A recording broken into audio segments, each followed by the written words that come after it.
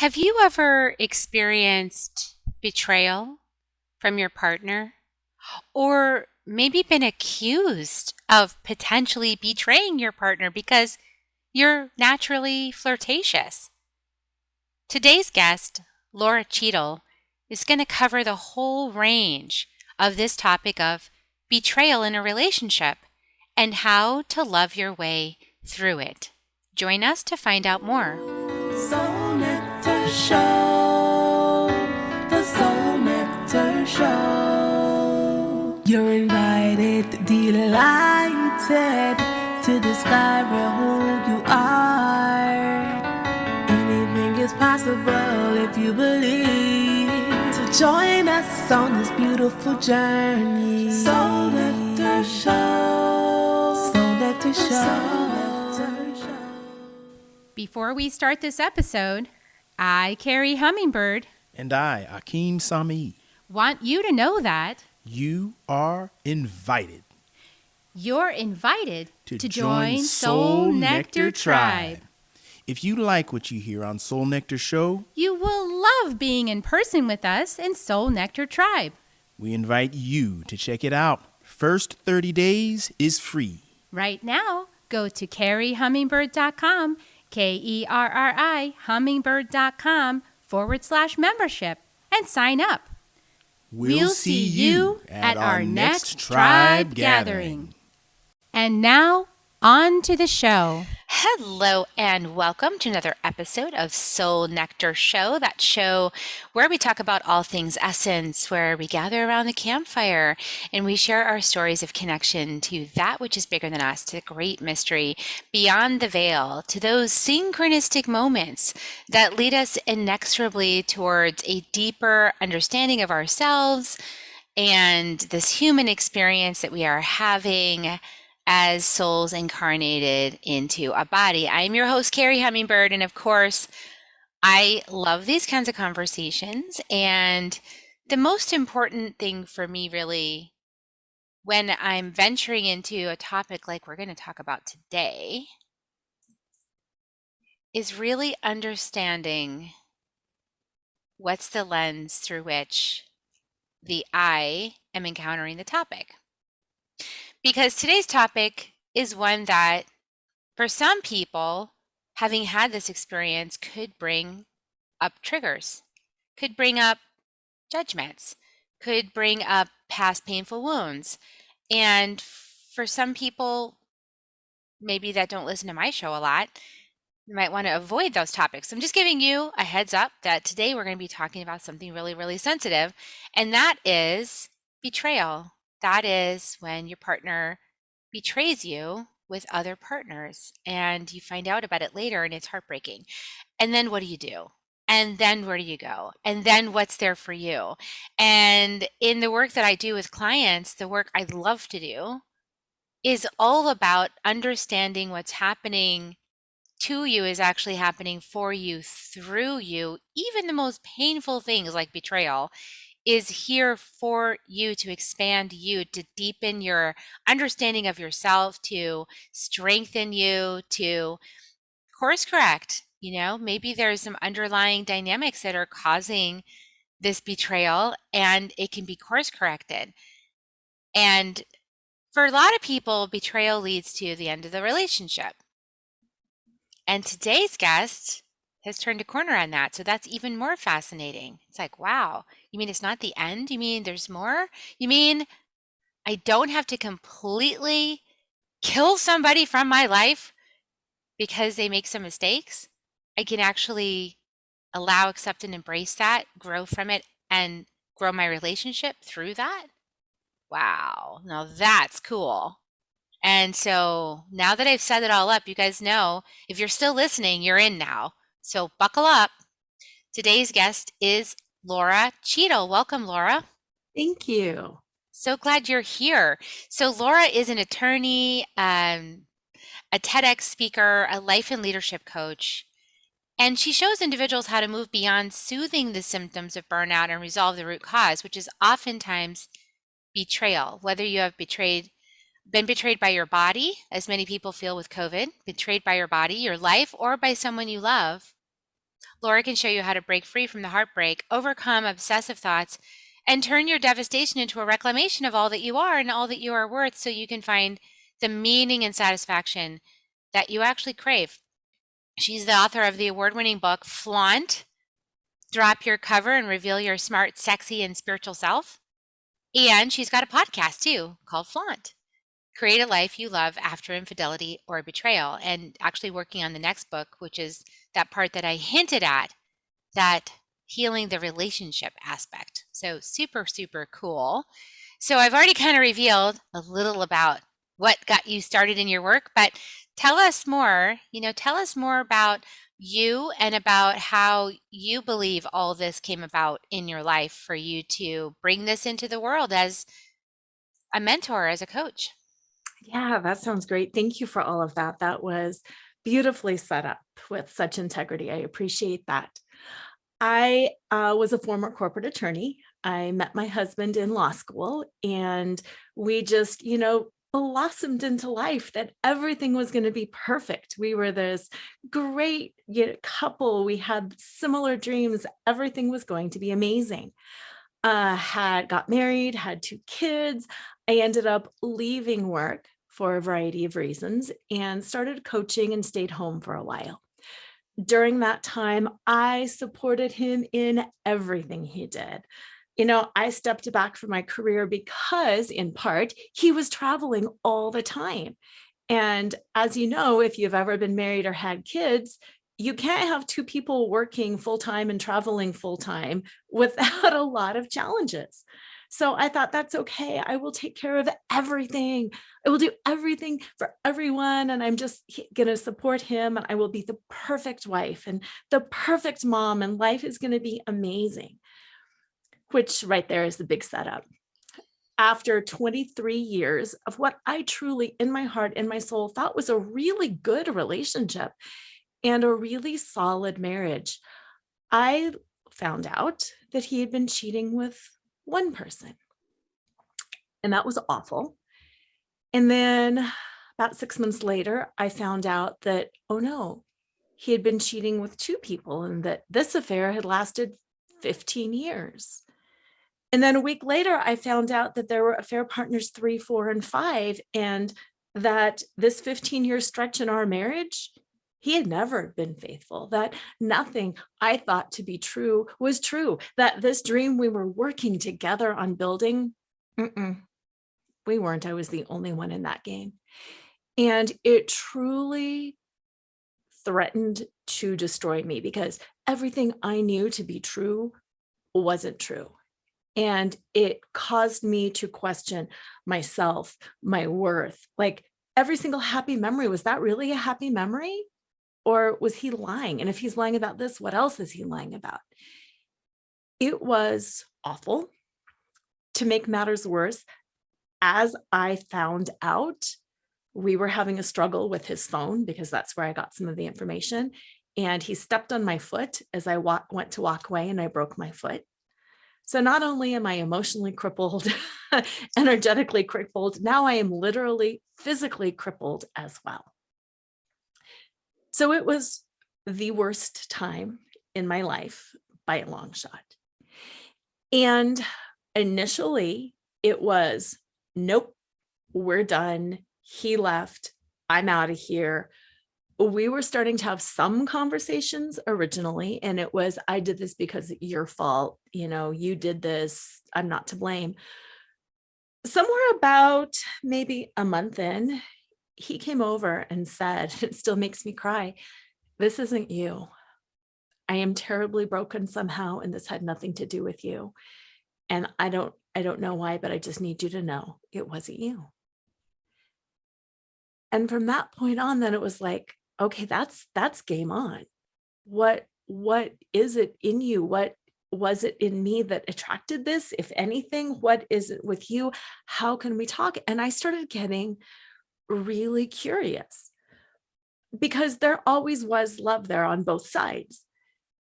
And there still was love there on both sides. There was a whole lot of anger, but there was also love. And then that curiosity of, how can you be this person? How could I be so wrong that I thought you were this ethical, wonderful human and you're not? What's going on? And that curiosity really led me in, and spirit led me in. And from that point forward, we started having some incredibly raw and incredibly good, vulnerable conversations like we had never had before. And he started revealing things about himself that I didn't know, emotions that he was having that he never shared, thoughts, ideas. And I started doing the same. And I mean, there's so much to that. But long story short, I saw him as strong and brilliant and unbreakable. And he saw me as amazing and loving and powerful. And we saw each other in a way as these kind of untouchable people. So we were always protecting our hearts because neither of us really felt worthy for the other. So we were always striving. And because we were always covering, because we were always striving to be good for the other person, we never dropped in. We never grounded. We never connected. We never got naked and raw and vulnerable with each other until this experience happened. And then once this experience happened, that's when this all came out on the table. Okay, let me just tell you all of my shadow parts. Here they are. Here they are. I don't know what to do with them, but here they are. And that's where we really started to heal, not only ourselves, but the relationship. And I wanted to add too, that as we were doing this work, the intention wasn't necessarily to rebuild our relationship. The intention was to see what was there, to dig to the bottom and to clean out the sewer. Yeah, that's so powerful, Laura. Like, what a beautiful expression of that journey of vulnerability and transparency, opening up the throat chakra, having those conversations that we are terrified to have, that expose us, that feel really uncomfortable and threatening in some way to open up a dialogue around. It's like insane. I can relate to that part. I just never, in my relationship, I think a lot of the challenges were related to just discomfort talking about certain topics, like especially sexuality or intimacy. It was kind of like, I just want to get it over with because I don't want to be there long enough to be that uncomfortable in the topic that like, hey, this isn't really working for me and I don't know how to make it work for me. And so I'll just put that aside and let's just do something else. Mm-hmm. And that doesn't lead to that transparency. But there's also like, besides just having topics that you're personally uncomfortable talking about, there's also like this, well, it depends on the nature of the relationship, right? Like if you feel like talking about something that you feel weak about is going to cause some kind of attack or criticism, like now you're not perfect anymore. Yes. That really shuts things down, doesn't it? Yes. Yeah, absolutely. Absolutely. Because you're not living as who you really are. You can never relax. You can never really, truly connect. And we need to be able to have these conversations especially in our most intimate relationship. Mm-hmm. But those seem like the hardest places to have those conversations. Like it's so much easier to go to a girlfriend and tell a girlfriend like how you're feeling than it is to like tell your partner how you're feeling. Yes, absolutely. And there's so many, underlying things around that as well. My husband had a lot of childhood issues. He was a former foster child. He had some severe mental, physical, emotional abuse, extreme poverty, all of that. As a result, he has a real fear of abandonment, as so many of us have. But his was a very deep-seated fear of abandonment. Well, if you expose yourself to somebody and you let them see you, you risk being abandoned. So he would do everything in his power to not have me leave. And that would manifest and that would play out when things were really, really good between us. His mind would start saying, ooh, things are too good. And this is too good to be true. This is too good to last. It's fake. She's going to leave. I need an affair partner, so I'll be safe. Well, then on the flip side, we're going through a tough time. Things are difficult. We're fighting. We're not connecting. His mind would say, ooh, she's leaving. This is not good. I need an affair partner. So I'll have somebody when she leaves and I'll be safe.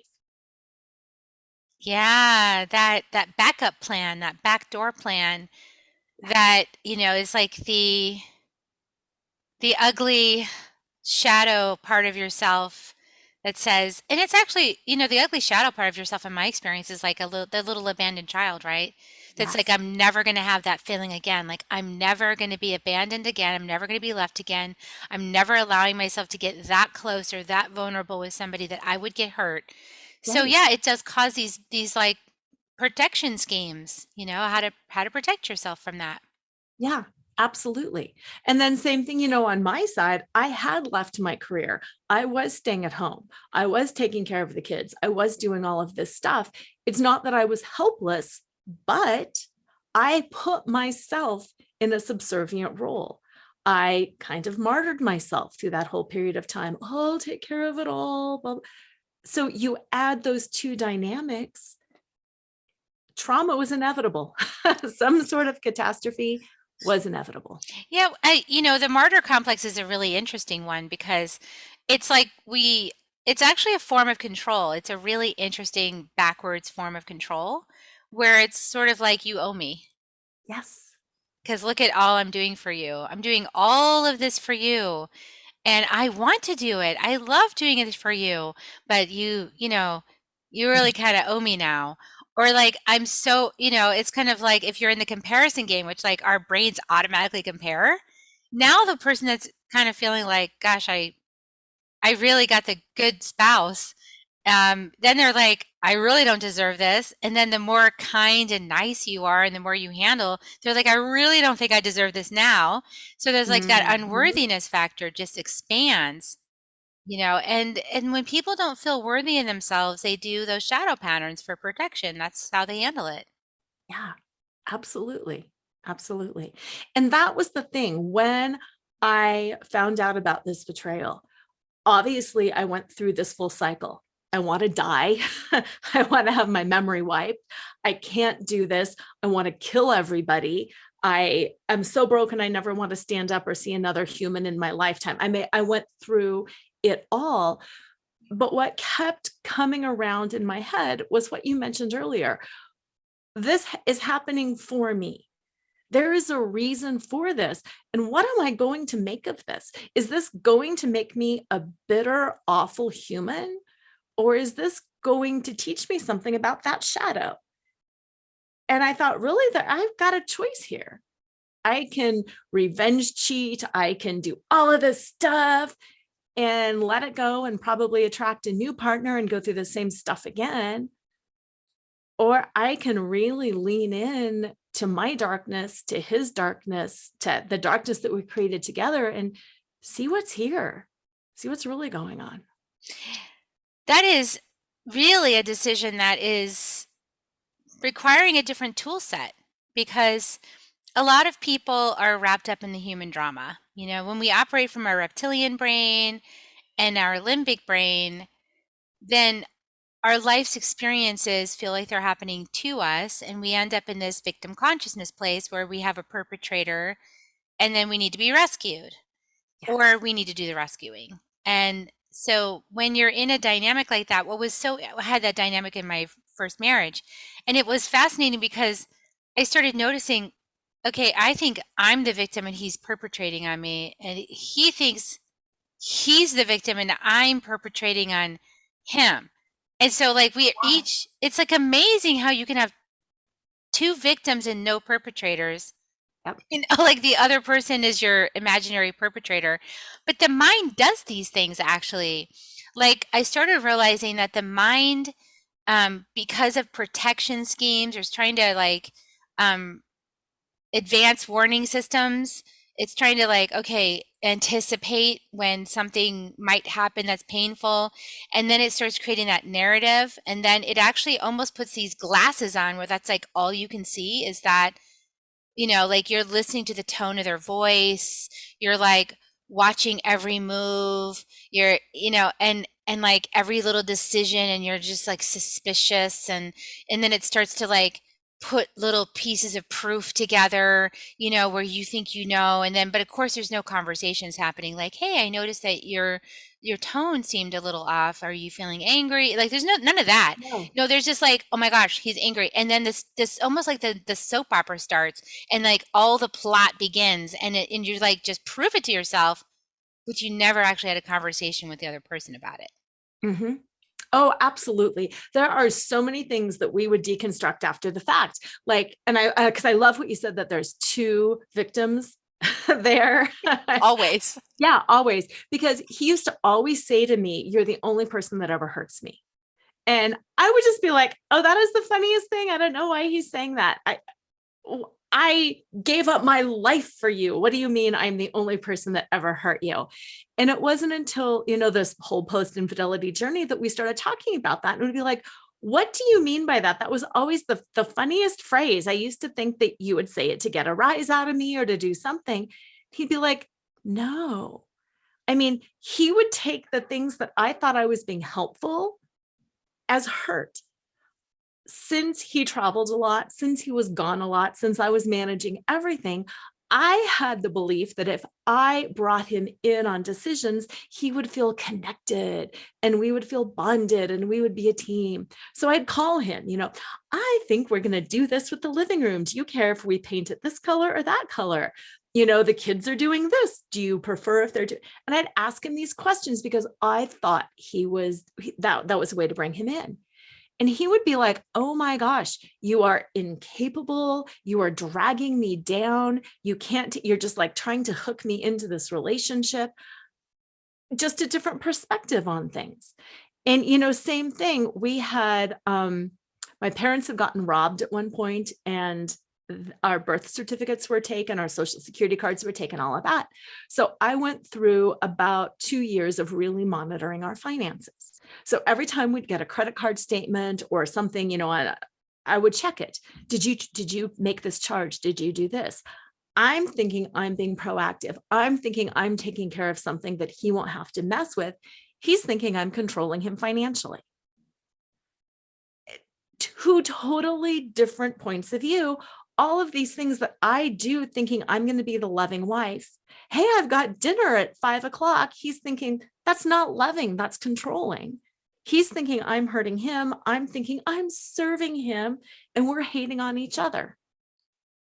Yeah, those perspectives are so important to really track, and then to know the intention underneath what you're doing too, right? And to know your own, like this is really ultimately getting to know your own shadow and knowing, Yes.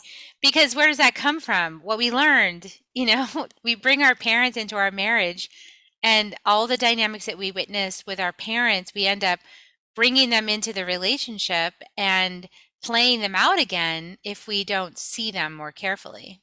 Yes. Oh, absolutely. And then just getting really honest and vulnerable with yourself too, because I would look at the ways that I would think, oh, I'm just being loving and by bringing him in and asking questions.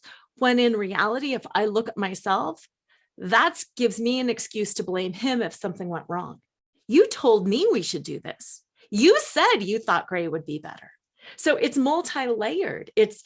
I did what I saw my mom do, who was a very stereotypical stay-at-home mom in the 70s and 80s. I modeled that behavior, but then I had my own shadow that would come up and it would make it manipulative and controlling, but I'm not going to admit that to myself until after. But it's hard work to do. It's really hard work. Yeah, and that's, but that's just the important thing to do. And I think that the reason why it's hard work to do up until now in our culture is because we have many factors that contribute to this sort of narcissistic self-protection. We're like afraid of making mistakes. We're afraid of being wrong. I mean, if you just look out there in the world, you see the social media.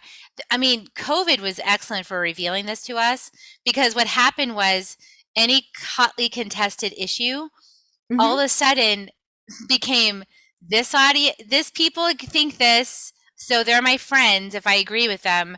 These people think this, they disagree with me, they're my enemy.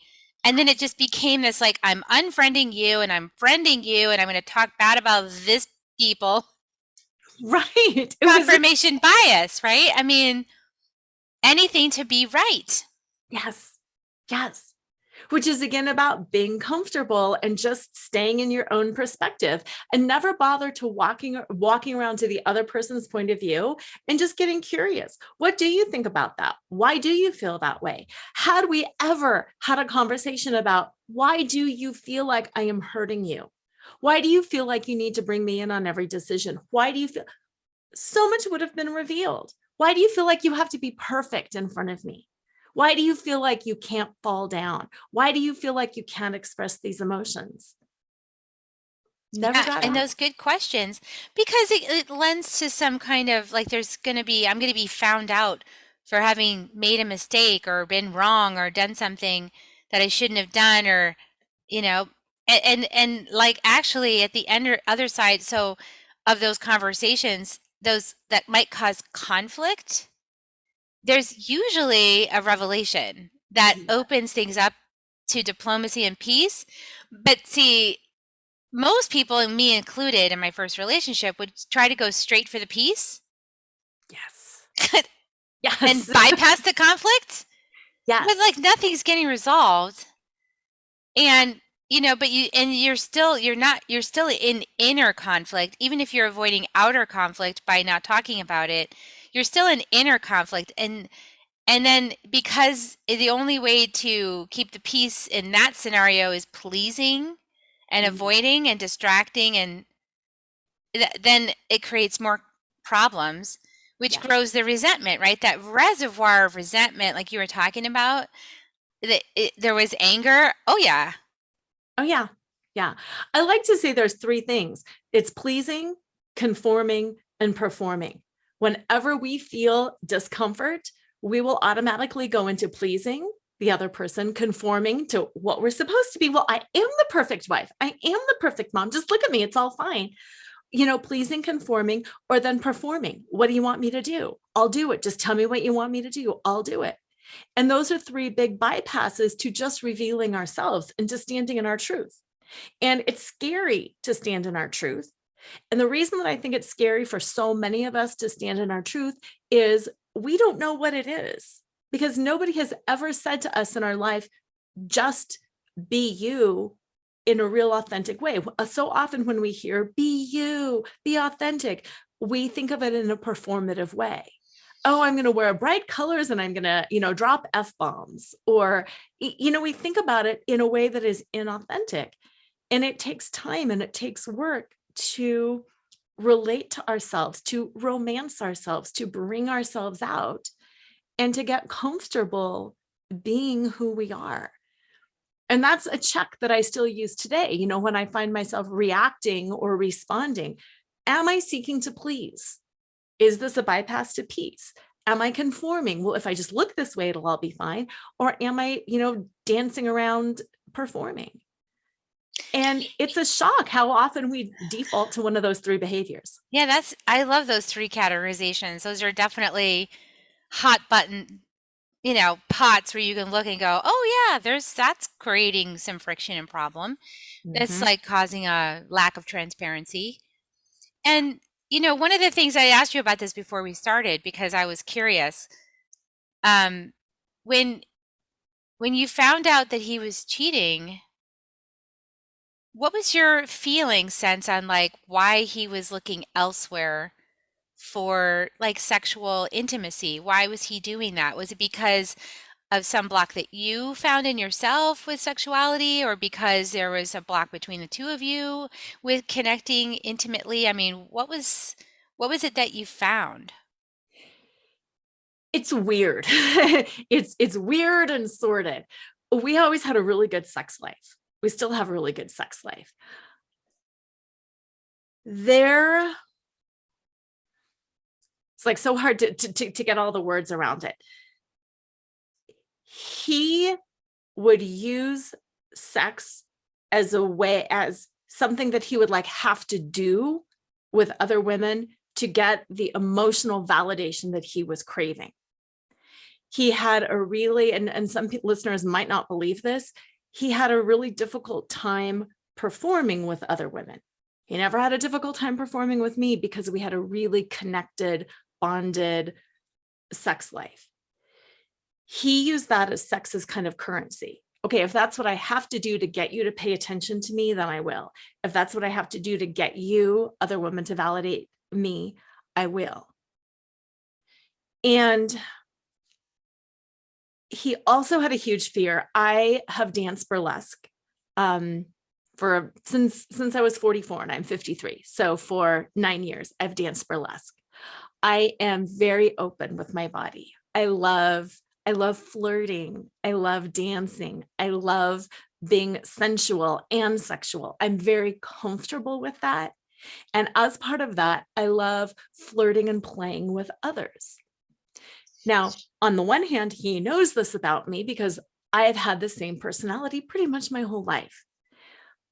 In his dark moments, in his fearful moments, in his, oh my God, I am being abandoned moments, he would start getting this story going in his head.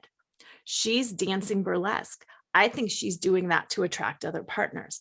I bet she's really not going out with girlfriends. I bet she's hooking up with other men. Ooh, she says she's going dancing. I bet she's meeting other partners. Ooh, I bet. And he had this whole scenario going on in his head. For a while, I was spending time with girlfriends, and he even had a whole scenario in his head that I was playing around with my girlfriends and that they were more than just girlfriends. Again, none of that ever happened. It was the story in his head. And then he would come from a place of fear that it's so easy for her to find somebody.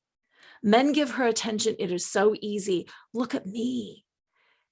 And he would call himself a fat frick. It's because I don't want to drop an F-bomb. And he had said that would go on in his head. You can't get anybody. You're just, this fat, gross guy. And he said it would almost be like a game to him. Okay, I'm going to have to scrape the bottom of the barrel here. And he did scrape the bottom of the barrel.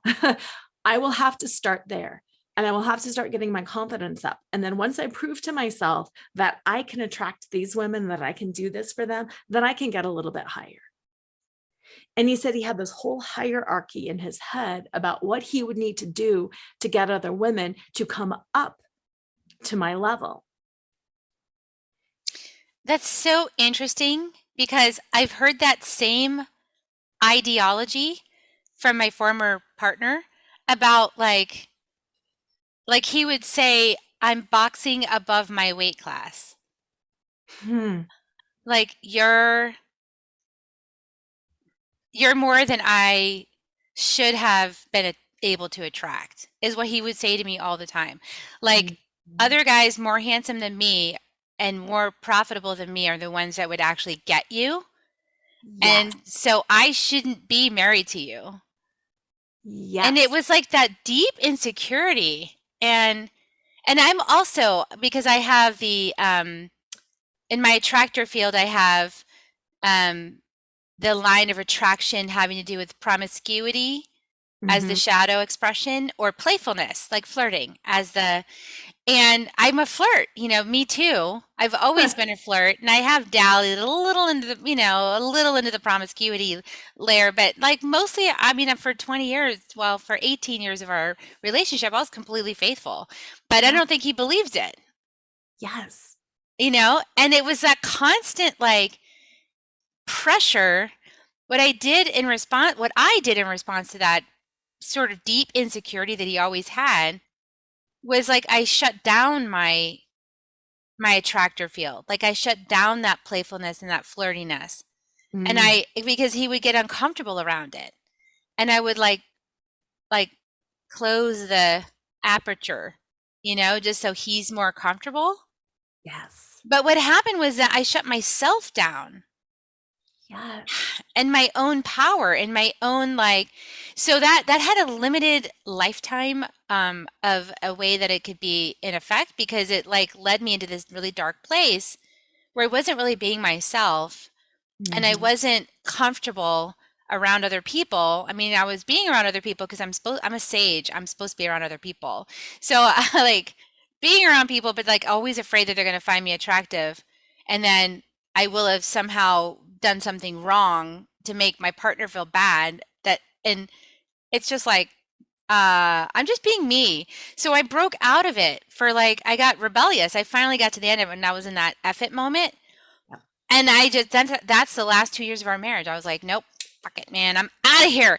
And it was like the most free I ever felt. Like I was so free.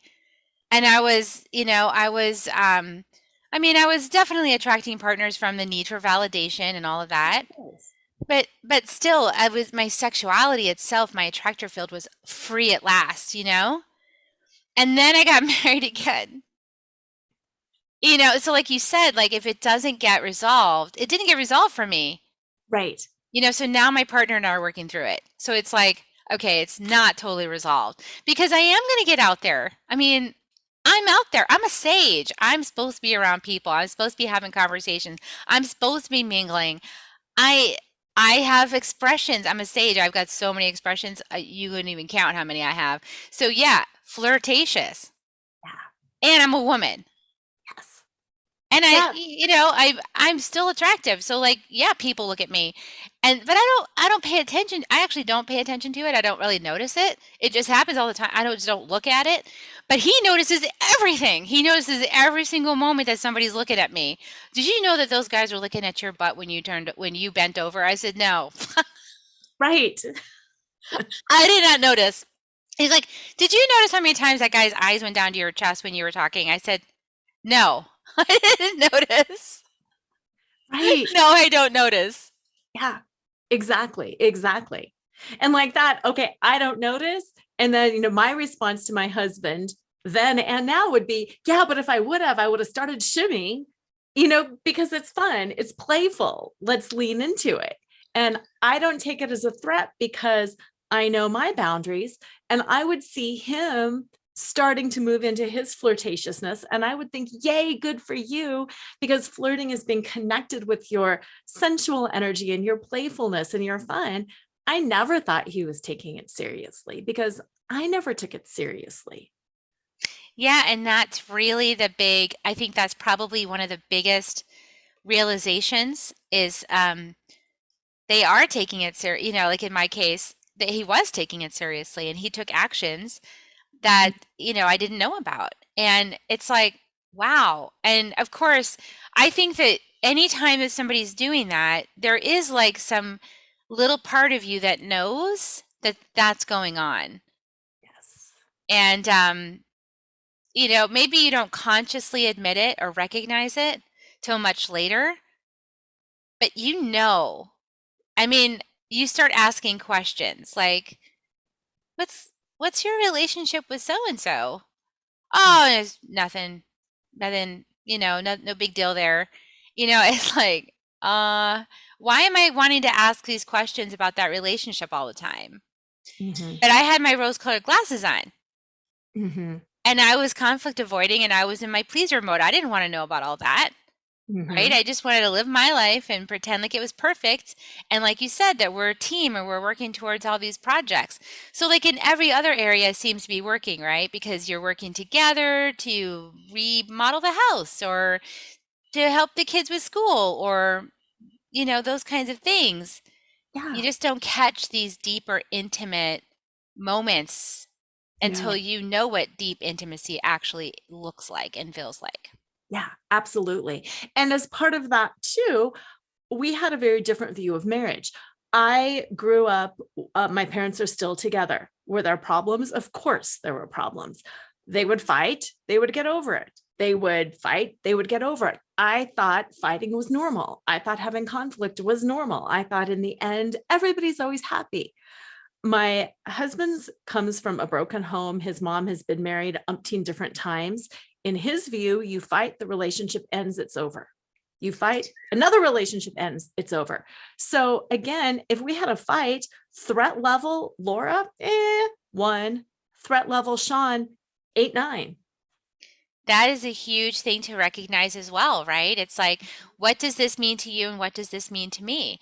And that's where like really understanding each other's backgrounds. I mean, a lot of times we don't even know that about ourselves, right? Oh, It takes these situations to unfold and our willingness to be transparent, vulnerable, and open up. And also, I believe, let the love be the most important thing in the space, yes. because protecting that, I mean, once you go single, you find out like it's pretty challenging to find that next person that you're really compatible with, that you can really trust and listen to and work with. Like it is challenging. It's not just everybody, it takes its special person to be that good match for you. So, when you find that and you find that love connection, you don't just want to toss it away, so quickly, right? We need to lean in. Right. Right. And that's the thing. We are both leaning in to figure out what we can figure out about ourselves. We sometimes laugh that we're both very selfish about things now, but it's a healthy selfish. I'm leaning in so I can learn everything about myself and my shadow and my beliefs. Like you said earlier, I would have never verbalized what I think a good marriage is like. I would have never verbalized what feels threatening in a marriage. I never experienced it. How would I know? I would have never known to ask a partner that. Now I know that. I am leaning fully into finding everything out about myself. I've got some warped beliefs about what a good woman is. I would have never thought about that. He's leaning fully into finding out about himself and his shadow and, taking different spiritual paths and doing some studying and working through things. It is also leading us closer together. And if it doesn't, that's fine too. We can love and support each other through that separation, because our focus now is on really uninhibited growth, on eking as much out of this. That's what I love about, Soul Nectar, the name of your show. That's what we're doing. We're like squeezing the nectar out of our souls as much as we possibly can. And if that means togetherness, wonderful, because boy, do we enjoy each other. And if that means that we have to separate, wonderful, because that also means that we're both supporting each other to our highest and fullest. And there's a real release of fear about that and a real openness to bring me everything, bring him everything, and we'll just see what happens. And that's what I was talking about at the beginning, that intention, right? That knowledge of yourself and what the relationship is for. It's like, I had a rewiring where, when I had the first marriage, it was a very traditional marriage, like till death do you part, and that whole thing, and then the second time it's been really about, as long as it matches our soul's curriculums and it's helping each of us to reach our highest and best good along our path of soul evolution, like that is what it's about. And we don't have any back doors. So, we're in it until we decide not to be in it. We're in it together. And I think that's important to not have any back doors, because the ego is so dang clever to create ways to stop the love. And so we got to lean in and confront that a little bit more and see what happens on the other side. Take some faith and trust, but I hope that anyone listening to this interview today with Lora has seen that it's possible, and that good outcomes can come from it. And if anything, growth, personal growth. So always the purpose that I have. So Lora, I know that you have a free gift, the top 3 ways you betray yourself every day and how to stop. And I'm going to provide that link. Is there anything else that you, it's, by the way, for everybody, it's burnout-or-betrayal.com is the website. It will be in the show notes. Is there anything else you want to just say to people on the way out, so sort of like a parting little bit of wisdom? Yeah, the little bit of wisdom, you just touched on it right there, is no matter what, allow that love to flow. Our human idea of what is good and what is bad and what is loving and what is painful is so limited, and just constantly returning to your heart and allowing that love to flow. That love will take whatever form is in the best and highest good for everyone. And that is my parting shot. Just always go to your heart and let the love flow. Let the love flow, people. Well, speaking of letting the love flow, send us some love over at Soul Nectar Show. Give us a like, a subscribe, a comment, please, on your way out of this interview. Take a moment to pause and give us a rating. It just helps us to grow our audience and our influence and reach more people who might be having this exact issue right now in their lives and need this interview and this wisdom to get through it with more grace. We appreciate you for doing that. And we're going to give you kisses now. Want to join me? We're going to give kisses for everybody. Here they come, everybody. We love you. Love you, people. We'll see you next time on Soul Nectar Show, everybody. Bye for now. If you found even one gold nugget in this episode of Soul Nectar Show, will you do us a favor? Will you subscribe, like, and share this episode? Maybe even write a comment and let us know what you thought about it. We really, really want to engage with you at a much deeper level. Let's be part of community together. Have a great week, everyone. Bye for now. To dive in deeper to nourishing conversation, visit soulnectar.show. Soul Nectar Show. Awaken, awake, Nectar Show. Take a sip from the drip of nectar from the source of who you are.